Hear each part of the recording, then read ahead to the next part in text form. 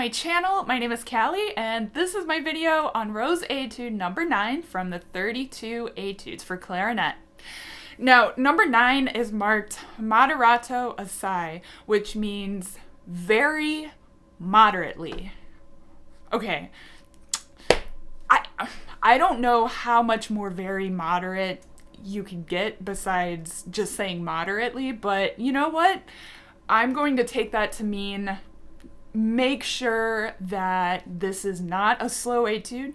Make sure it is not a fast etude. Make sure it is an etude that is right in the middle of both, right? So even though it's one of the odd numbered etudes and it's like, you know, one of the slow numbered etudes, this one is definitely not supposed to be that, okay? So I prefer to play this one somewhere between the 70s and 80s BPM for the quarter note.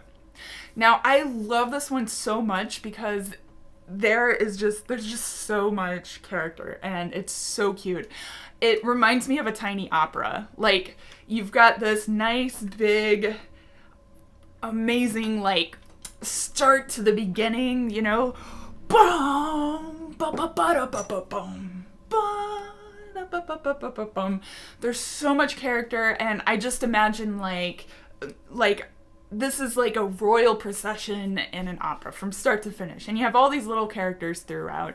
You know, you have a beautiful little aria here and there throughout, a nice little like march right in the middle, kind of like a little background march. Maybe there's something, you know, very particularly special happening, and then the end of it is just another big resolute, it even says risoluto, a nice big resolute ending, and it's just so much fun to play.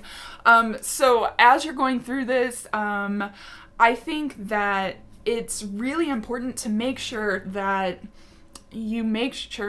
all of your long notes have shape to them. So whether you crescendo or decrescendo, or start loud and then come away, or crescendo into it or something, do something with all these long notes. Otherwise, it's gonna sound super boring.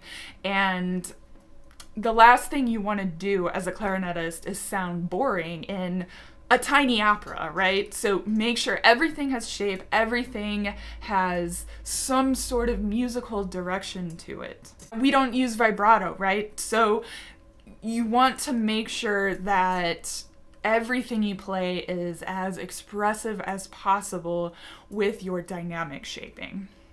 Technically, you've got a few weird markings in here. The second line toward the end, you have these accents under the slur, and I personally like to do just a little bit of a breath accent on those, and I don't like to play them super harsh, just like they're a little bit more vertical instead of da, da, da. So I think it's just an indication to make sure they sound, yeah, like I said, more vertical rather than horizontal in your phrasing. Also, at the end of the second line there, you have a little turn. If you meter out that half note and you actually imagine that the half note is a dotted quarter, and then put the turn on the last eighth note of beat 3, then those 4 little turn notes become 30-second notes, and all of a sudden they have an actual rhythm assigned to them, and you can make them part of your musical phrase without having to think too hard about it. And so when you're doing this, just beat-um-bum, beat-a-little-dee-dum-bum, just like that, pretty easy. It's supposed to be an expressive little ornament that you can put in your music, so make sure you do a little bit of a crescendo leading to the next beat so that it's part of this beautiful melodic line. Now, when you have this, I'm gonna call it this piano aria on the third line down, make sure, again, like I said, that all of these notes have shape to them, so whether you're shaping individually or over the entire duration of the phrase, which I prefer over the entire duration of the phrase, just so that it doesn't sound like you're doing that wah, wah, wah kind of thing that clarinet players do. You can do a little bit of that sometimes, but if you do it all the time, it's just going to sound like you have a breathing problem, right? So make sure that these are expressive and they're going somewhere. When you have these 16th notes that kind of dance along, and it actually happens, pretty frequently, just add dynamic shaping in the way that they look, crescendo as they get higher, decrescendo as they get lower, and if your instinct tells you to do the opposite, like at the very end, you probably will want a crescendo at the end, right? All the way down to those low, big, fat notes and in with a bang. You'll want to do that there. But in a lot of this, you'll want to actually crescendo and decrescendo with the way the line is actually shaped. That's just, if you don't really know what you're going to do with your phrase, that is a good way to phrase your music in like a very default manner. And then when you have more time to really dig deep and think about what you're going to actually say, then you can maybe change it. But that's a good rule of thumb. Now, about a third of the way down, you have this other piano line where you have these dotted eighth, 16th notes, and then some triplets. I actually prefer to overdo the dotted 8th, 16th note rhythm just a little bit. Make the 16th note a little bit closer to the next beat, almost like you're double dotting the 8th note, just because it's really, really easy to make these sound like triplets. And if those sound like triplets, then it just sounds like you're not really in 4/4 time anymore. And then the triplets that do happen, they aren't special. So think about this in almost a march kind of way. Beep, beep, beep, ba da dee da dee da, dum, ba-dum, ba-dum, bum. And you can make these dotted 8th, 16th notes sound a little bit more up in character and like bouncy if you put a little bit of space in between the dotted 8th and the 16th note. Now, when you have the triplets, make sure you aren't dragging too much or rushing, but I think the tendency there is to drag on the triplets. So practice with your metronome and make sure you know what your personal tendency is. And again, it comes from, the dragging right there, it comes from a very pure place, right? Because we want to make this sound as musical as possible, and it's just and timing is so important in here. So you can be musical without losing any time.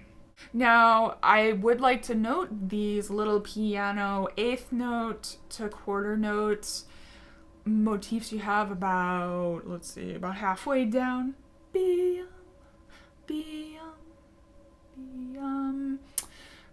Imagine that you're just sighing, right? And you want to lean on the more interesting note, the leading tone, right? On those F sharps, the D sharp right there, the B natural. Lean on those a little bit. It's just, all music is full of this like tension and release, and so you want to really bring the tension out and the release. And so to me it just sounds like like sighing or maybe whining a little bit or something.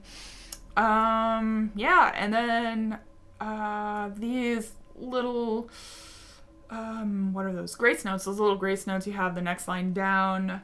I like to make them just sound kind of light. They're part of the phrase too, but make sure you're leading to the downbeat that follows them. Otherwise, it can sound like you're playing a weird triplet thing on the downbeat. And so, just let your finger, and you can lean in on the downbeats actually to make it have that sort of lifted feel. And again, at the end of this line, you've got that D sharp leading to the E. Lean in on the D sharp, lead to the D sharp, that's your tension right there, and then release on the E and hold that E full value all the way to beat 4. In fact, that is a good rule of thumb in any piece of music, anything you play ever. Make sure you hold it full value, whatever note you have at the end of the phrase.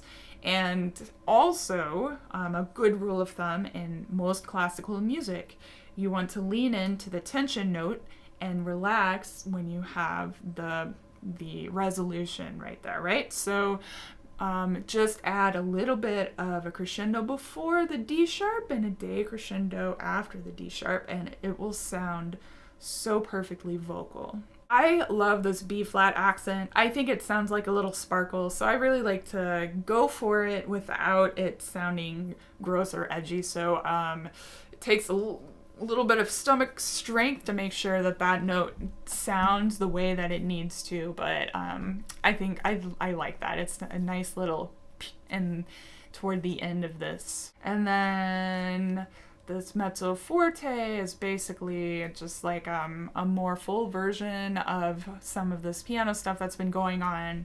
And then at the very end, the coda, which is very similar to the introduction.